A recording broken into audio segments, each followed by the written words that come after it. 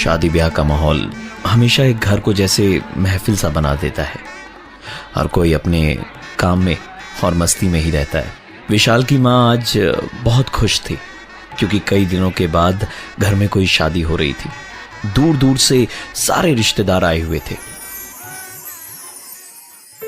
शादी के बाद आज विशाल और सोनम की सुहागरात थी। पूरे घर में चहल पहल थी। विशाल अपने सारे दोस्तों के साथ घर के ड्राइंग रूम में बैठा था और सोनम अपनी नंदों के साथ कमरे में थी। मस्ती मजाक धीरे धीरे खत्म हुआ और नंदों के कमरे को खाली करने के बाद विशाल अंदर आया। अंदर आकर विशाल ने देखा कि सोनम शायद बाथरूम में थी।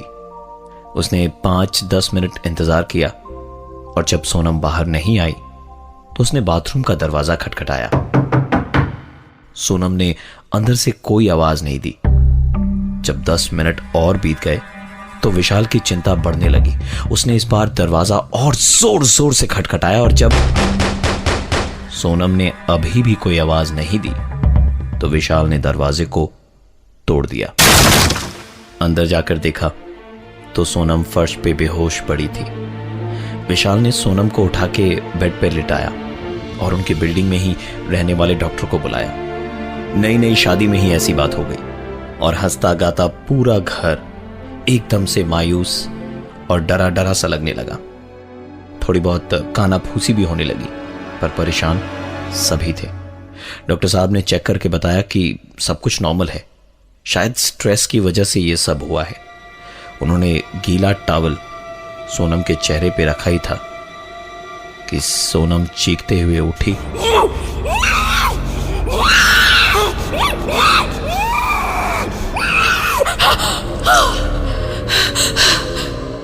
और फिर बेहोश हो गई। डॉक्टर ने तुरंत उसे नींद का इंजेक्शन दे दिया। सब लोग कमरे के बाहर बैठे अंदर हुए हादसे को लेकर बात कर ही रहे थे कि कमरे के अंदर से चीजों के टूटने फूटने की आवाजें आने लगी। दौड़कर जब कमरे में पहुंचे तो देखा कमरे में रखा सारा सामान इधर उधर बिखरा पड़ा था। काफी चीजें टूट फूट गई थी और सोनम कहीं नजर नहीं आ रही थी। विशाल ने तुरंत बाथरूम के अंदर चेक किया। इस बार सोनम वहां नहीं थी। सब कमरे में देख ही रहे थे कि विशाल के भतीजे ने कहा, वो रही चाची।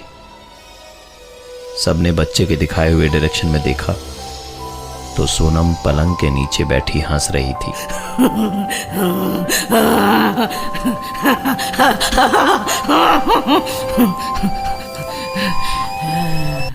विशाल ने झुककर उससे पूछा, तुम यहां क्या कर रही हो और ये सब क्या किया तुमने?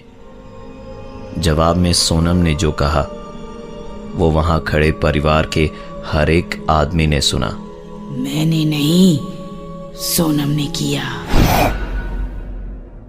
घर वाले इस बात को सुनकर सोच में पड़े ही थे कि सोनम फिर से बेहोश हो गई।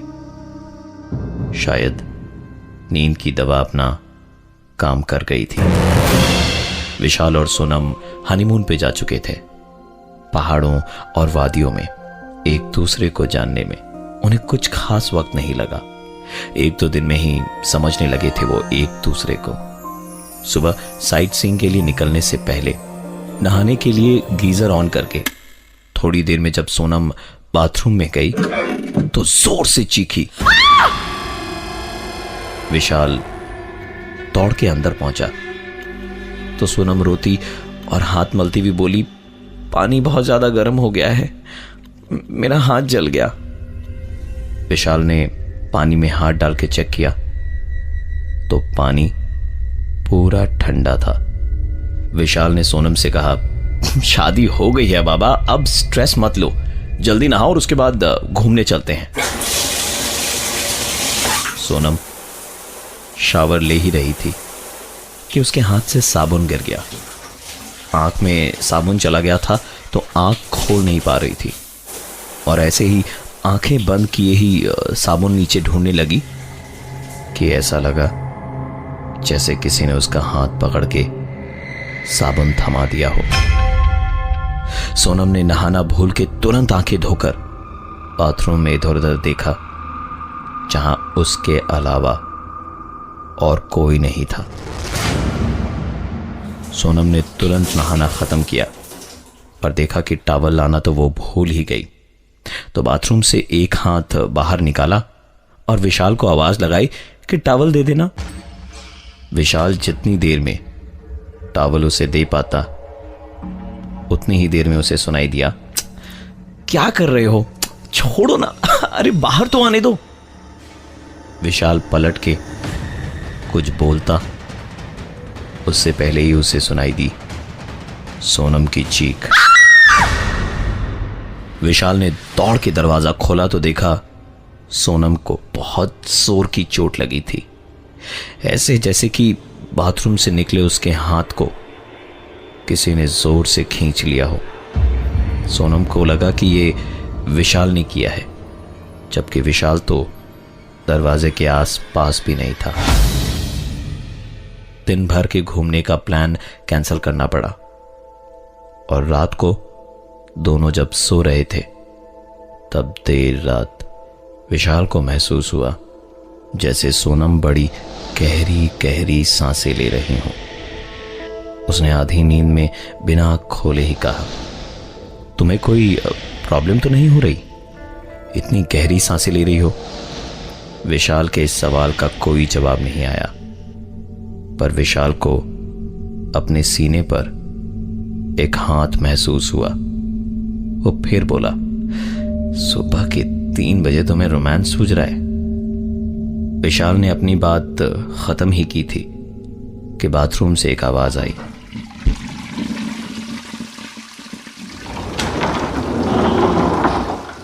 और सोनम ने पूछा, इतनी रात को किससे बातें कर रहे हो?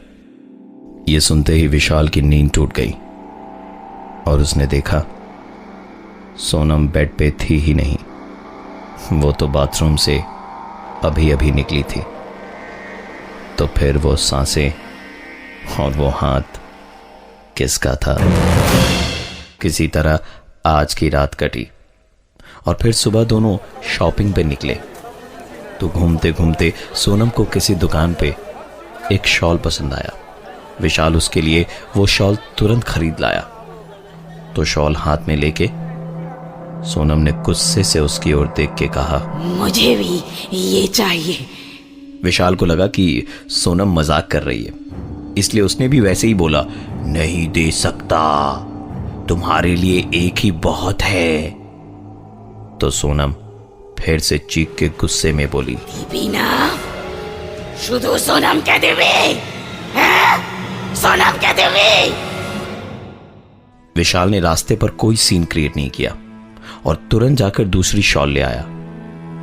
और होटल पहुंचते ही सोनम ने विशाल से जो कहा, उसके बाद विशाल कुछ बोल ही नहीं पाया। वाह मिस्टर विशाल, फिजूल खर्ची तो कोई आपसे सीखे, एक ही जैसी 2-2 शॉल खरीद ली आपने। विशाल को काटो तो खून नहीं।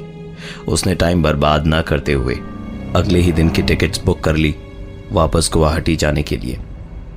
फ्लाइट दिल्ली से थी वाया कोलकाता और फिर गुवाहाटी।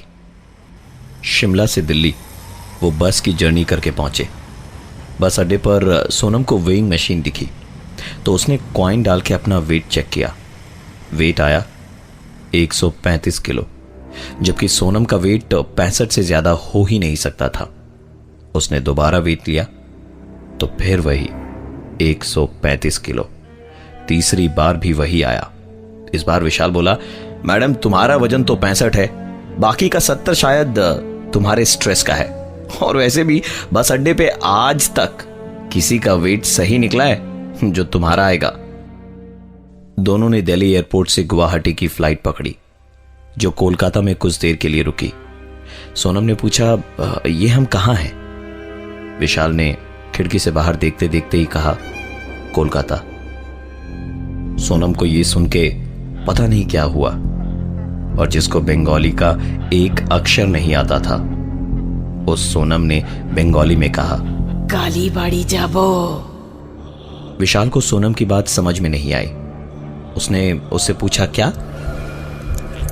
तो सोनम बोली, শুনছিস না কালীবাড়ি যাব। पीछे से किसी पैसेंजर ने कहा कि ये कालीबाड़ी जाने की जिद कर रही हैं जो टॉलीगंज में है। विशाल अब तक के इन इतने सारे हादसों से परेशान तो था ही, अब उसने गुस्से से अपने दांत भींचते हुए कहा, बंद करो अपना ये खड़ी खड़ी का नाटक। फ्लाइट में अगर कोई सीन क्रिएट किया ना तो उतरते के साथ ही तुम्हें डिवोर्स दे दूंगा, समझी? सोनम बुरी तरह झेप गई और बड़ी अजीब तरीके से उसने कहा, सॉरी, जाबो ना। वापस घर पहुंच के जब सारी बातें घर पे बता के विशाल अपने रूम की ओर जा रहा था तो पीछे से सोनम की सास ने धीमे से कहा, दिक्कतें तो होगी ही, भूतनी से जो शादी कर ली है मेरे बेटे ने। उनके मुंह की बात खत्म भी नहीं हुई थी कि सोनम ने पलट के जोर से चीखते हुए कहा, ঠিক বলেছিস। सोनम चीखने के तुरंत बाद ही बेहोश हो गई। किसी तरह उसको रूम में ले जाकर विशाल ने बेड पर सुला दिया। सोनम बहुत देर तक सुकून से सोती रही और शाम को पूरे घर में ढूंढने पे भी सोनम कहीं नहीं दिखी। जब पूरे घर में और बिल्डिंग में छानबीन करने के बाद विशाल छत पे पहुंचा तो छत के एक कोने में बैठी सोनम रोती हुई उसे दिखाई दी। विशाल को कभी भी इतना गुस्सा नहीं आया था जितना अभी सोनम को देख के आ रहा था। वो चिल्लाते हुए कहता है, ये क्या नया नाटक है तुम्हारा? तुम्हारी वजह से सोना खाना जीना सब कुछ मेरा हराम हो गया है। चाहती क्या हो तुम मुझसे? सोनम ने कुछ नहीं कहा, लेकिन विशाल को आधी ताकत से ही एक धक्का गुस्से से मारा और विशाल बड़ी दूर जाकर गिरा। इस धक्के से वो समझ गया था कि ये सोनम तो नहीं है, क्योंकि सोनम के लिए इस तरह की चीज कर पाना शायद इम्पॉसिबल थी। उस दिन रात को विशाल नहाकर आईने के सामने खड़े होकर कंघी कर ही रहा था कि उसने आईने में ही अपने पीछे देखा कि बेड पर बैठी सोनम चली जा, ऊपर देखते देखते ये तुझे अपने काली आप बाड़ी से ही लेकर बात नहीं किए जा रही थी। चली जा, चली जा। विशाल ने जोर से सोनम को झकझोड़ा और चिल्लाया, क्या कर क्या रही हो तुम सोनम? पागल हो गई हो क्या? जीना दुश्वार कर दिया है तुम्हारी इन हरकतों ने मेरा।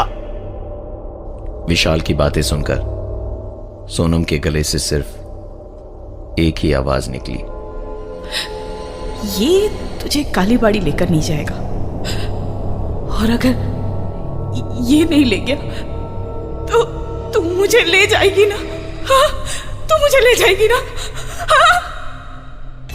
विशाल ने बिना टाइम वेस्ट किए अगले दिन सुबह कोलकाता की फ्लाइट के टिकट्स बुक करवाई और सोनम को लेकर पहुंचा कोलकाता के टॉलीगंज कालीबाड़ी में। वहां पहुंचते के साथ ही सोनम जोर से चीखने लगी। थोड़ी देर छटपटाई और उसके बाद वो बेहोश हो गई। बड़ी कोशिशों के बाद जब वो होश में आई तो उसके होठों पर एक ही सवाल था, हम तो शिमला में हनीमून मनाने गए थे, ये कहां आ गए? इस घटना के बाद सोनम और विशाल के साथ और कोई घटना नहीं घटी, लेकिन आज भी जब विशाल से इन पुरानी बातों के बारे में कोई पूछ लेता है तो सोनम का वो डरा हुआ लेकिन डरावना चेहरा उसके सामने घूम जाता है। इस जिंदगी में कई ऐसी घटनाएं घटती हैं जिसका जवाब हम में से किसी के पास नहीं होता, और ना ही इन सवालों का जवाब साइंस के पास होता है।